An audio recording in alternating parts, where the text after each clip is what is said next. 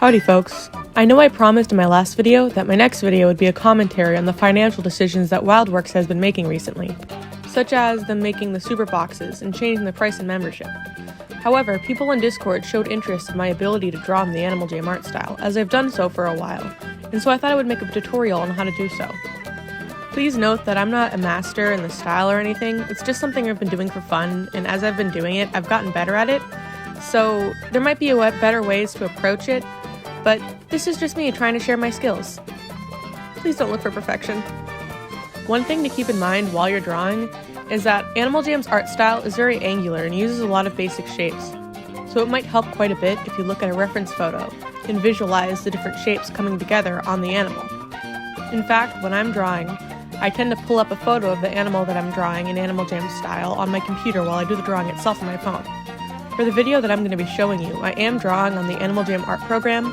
That way I could show it off so that you can make it with masterpieces and it doesn't rely on things like layers that you might have on art programs outside of Animal Jam. The first thing that I do when drawing an Animal Jam's art style is I sketch out the basic shape of the animal's head, and then I add its nose and ears and other features on the head later. This differs a little bit from my normal art style, considering the fact that Animal Jam's heads aren't always circular. In fact, they tend to be either square or triangular depending on the animal, and from there you can build off and add the snout and ears. While it might help, if you're newer to doing this, to drawing out the basic shapes of the body, like a long, curved rectangle for the neck and for the legs and whatnot, I personally don't tend to do that, but that's because I've been doing it for a while. And so instead, I sort of sketch out the silhouette of what it would look like instead of doing a underlying shape-based sketch. But honestly, just do whatever you are personally comfortable with for that. For me, one of the biggest problems when it comes to Animal Jam's art style is that across different photos, especially between the earlier years when it was owned by Nat Geographic and now, there can be a lot of discrepancies and just inconsistencies in the style. For example, you could probably see that I'm struggling quite a bit when I'm drawing the giraffe's ears specifically.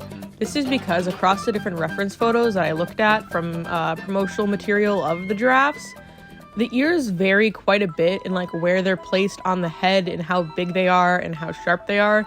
And in-game, it's entirely different because there's actually a chip in the ear in-game, but there isn't on any of the models that are outside of the game, so I decided to exclude that from my drawing. Speaking of which, I think it's worth mentioning that all of Animal Jam's promotional art tends to be more so in the style of Animal Jam Classic. So if you are drawing a character from Animal Jam Play Wild, as long as it's not exclusive to Animal Jam Play Wild, if you're looking at photos of animals that exist both in Play Wild and in Classic, there might be some differences from the model in-game to the art because the promotional art, if it exists in both games, is going to look more like the Animal Jam Classic avatar. So don't base your drawings just off of the in-game model, instead look up some other art if you need a reference. For a quick specific example, apart from the ears that I already mentioned on the giraffe, is that the giraffe in Animal Jam Play Wild has a lot of a thicker and shorter neck than the giraffe does in Animal Jam Classic. So all of the artwork of the giraffe from Animal Jam has the longer, more skinny neck.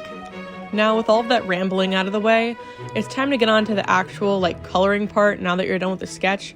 I feel like what scares a lot of people about going into the Animal Jam art style is the fact that it is a lineless art style. However, it's not as difficult as you think it is. I swear you might be overthinking it. And to start with, I personally block out singular parts of the animal at a time, specifically the part that appears most in foreground, even though a lot of people do it in the reverse order. So for me, I'm going to be starting with the head, then moving on to the neck and body. I actually forgot to mention something in my first recording for this video, and that's that when you are sketching out your animal, try to do it in a color that isn't black or gray, such as a bright green or a bright pink. I actually didn't learn this myself. Somebody on Discord taught me to do this, but I completely forgot who it is, so if you're watching this, shout out to you. But by using a brighter, more contrasting color, once you actually do the color of your animal, it'll be a lot easier to use the bucket tool to get rid of the sketch line art you made before. Anyways, once you've gotten the basic block colors of the animal that you're drawing, it's time to think about shading. Animal Jam's lame, so for their shading they tend to do a darker color of the base coat, For example, a white animal won't have a soft purple or a soft blue shading to it like a lot of artists use to make it look more visually appealing. Instead, it would just be like a light shade of gray. And for oranges, it's like a darker shade of orange, etc.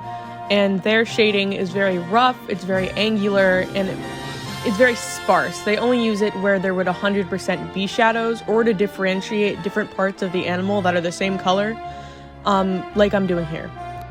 Another really strange thing when it comes to Animal Jam's shading is that when they draw the eyes, for whatever reason on almost every single animal and every single eye type, along either the top or the bottom, or sometimes both parts of the eye, there will be a dark, medium dark gray border around the eyes, which sometimes isn't very noticeable on animals in the promotional art, and even in game, but it's just there. So if you want to make it look really authentic, just put that weird gray border. And for highlights, Animal Jam doesn't do a lot of highlights, but the highlights that they do is very recognizable. Along, sometimes even the shaded part of the animal, like right along where line art would be, they put a single white line to indicate that light is hitting there, which sometimes looks strange because they do it sometimes on like parts of the body that have shading on it, which wouldn't work naturally, but it does make their style pop quite a bit. Now, when it comes to the items that are going to be on the animal that you're drawing, I personally draw them afterwards. If you really want to, you can draw them beforehand, especially if it's an item that would add weight to a character, like if they're wearing a heavy backpack and it would make them, kind of look like they're bending down a little bit under its weight, then it might be a good idea to draw it with the animal itself. But considering the fact that most of the time when I'm drawing Animal Jam characters, it's in a static position, so I just draw them on afterwards.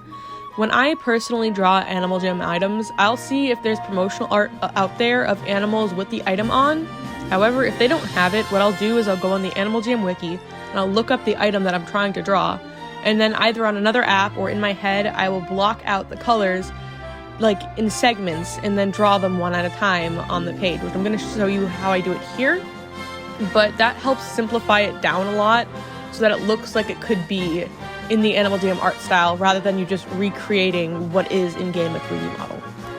For me personally, one of the items in-game that I have the biggest difficulty with drawing is, ironically enough, the bow ties, which is kind of funny since I am drawing one on this giraffe.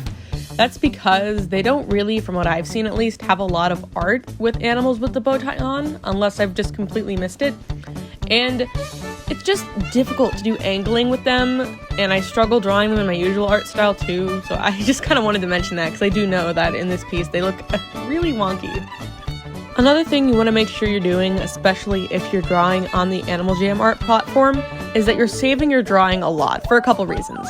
For one, Animal Jam is really prone to crashing for no reason. Like, if you change screens for just a minute to check a message or to look at a reference photo that you maybe have, there is 100% a chance that Animal Jam is just going to completely crash your game, send you back to the login screen. And while sometimes it does have an autosave function that has certainly saved me more than one time, sometimes it just doesn't work, and you'll go back and you'll find that the 20, 30, maybe even an hour worth of work that you've done is completely gone. On top of that, it will help you if you mess up, because for whatever reason, Animal Jam's art program is really limited, and so it only lets you go back one step, which, by the way, is even worse than Microsoft Paint, so up your game, AJHQ. So if you accidentally double-click or do something that you're not happy with, it saves you so much time to just go back to a pre-saved version of your art instead of having to erase and just redraw everything. Like, you'll see that I actually messed up at some point in this drawing because I accidentally double-clicked the background and made it a dark gray, which meant that I had to manually do it white again, and it just messed up my day. Anyways, I think that's more or less every bit of advice I can give on how to draw in the Animal Jam art style. I feel like a lot of it is trying and failing and trying again.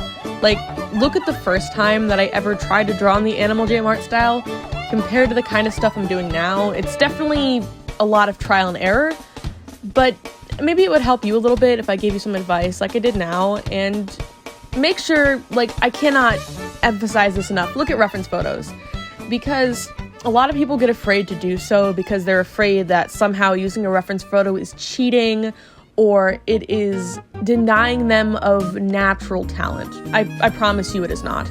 People in the professional art industry use references all of the time, and it helps you kind of develop a muscle memory for how things look, and sometimes the human brain on its own, just drawing what you think it looks like, isn't really accurate. Anyways, here's the final piece, and I really hope that you guys could find some use in my advice. And hey, if you end up trying it out and drawing in the Animal Jam art style using advice from my video, please let me know. I'd love to look at it, and if you'd like critiques, I'd love to give critiques, and I just love to see your guys' art. Anyways, I hope you all have a great day, and I guess I'll see you around.